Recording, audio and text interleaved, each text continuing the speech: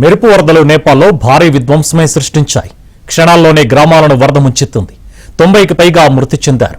వరదలలో వందల సంఖ్యలో పర్యాటకులు గల్లంతయ్యారు. హైదరాబాద్ నుంచి వెళ్లిన 100 మందికి పైగా టూరిస్టులు ఆచూకీ గల్లంతవడంతో టెన్షన్ నెలకొంది.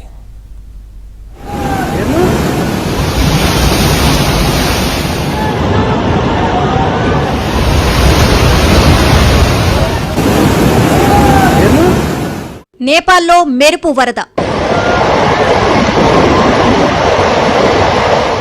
మాటల కందని విలయం.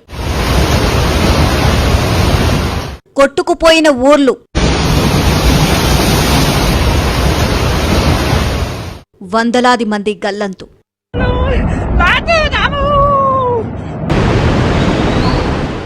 నేపాల్లో ఆకస్మిక వరదలు పెను విధ్వంసాన్ని సృష్టించాయి.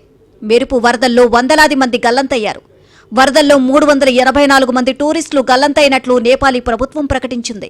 గల్లంతైన వారిలో 105 మంది భారతీయ పర్యాటకులు ఉన్నారు. 90 మంది నేపాల్ దేశస్థులు, పలు దేశాలకు చెందిన 186 మంది టూరిస్టులు ఆచూకీ గల్లంతైంది.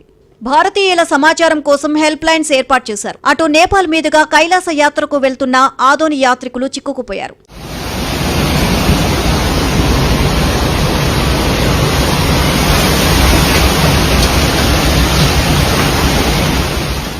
టిబెట్ నుంచి బోటే కోషి నదిని ఒక్కసారిగా వరదలు ముంచెత్తాయి. భారీ వరదలు రసువా, నువాకోట్ ప్రాంతాల్లో తీవ్ర నష్టాన్ని మిగిల్చాయి. వరదల్లో పదుల సంఖ్యలో ప్రజలు మృతి చెందారు. మృతుల సంఖ్య మరింత పెరిగే అవకాశం ఉంది.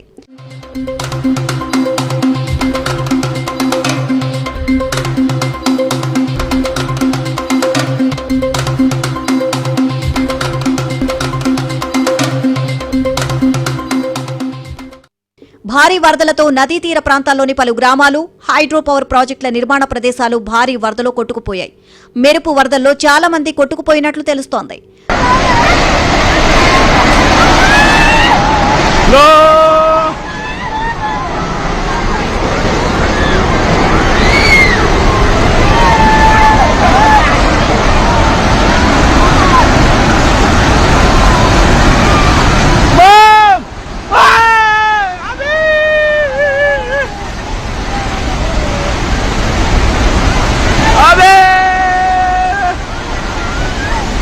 అటు లోతట్టు ప్రాంతాల ప్రజలను అధికారులు ఎప్పటికప్పుడు అప్రమత్తం చేస్తున్నారు.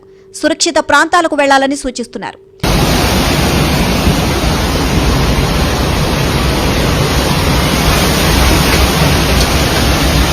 వరద ముప్పులో చిక్కుకున్న వారిని ఆర్మీ హెలికాప్టర్ల సహాయంతో రక్షిస్తున్నారు.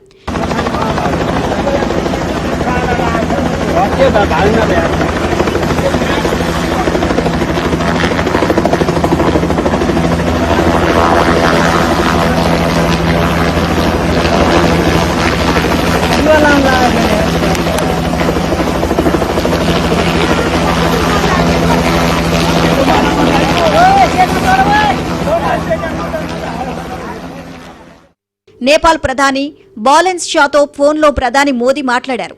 నేపాల్లో ఆకస్మిక వరదలపై ప్రధాని మోదీ ఆరా తీశారు. అన్ని రకాల సహాయ సహకారాలు అందిస్తామని మోదీ భరోసా ఇచ్చారు. అటు వరదల విషయంలో చైనా తీరుపై నేపాల్ మండిపడుతోంది. ముందస్తు వరద హెచ్చరికలు జారీ చేయడంలో చైనా విఫలమైంది అన్న విమర్శలు వినిపిస్తున్నాయి.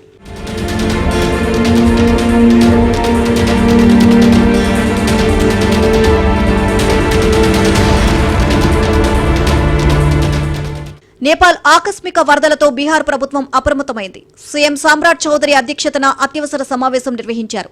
బీహార్ జిల్లాలకు నేపాల్ వరద వ్యాపించే ప్రమాదం ఉండడంతో ముందస్తు చర్యల కోసం ఎన్డీఆర్ఎఫ్, ఎస్డీఆర్ఎఫ్ బృందాలు సిద్ధంగా ఉండాలని బీహార్ సీఎం ఆదేశించారు.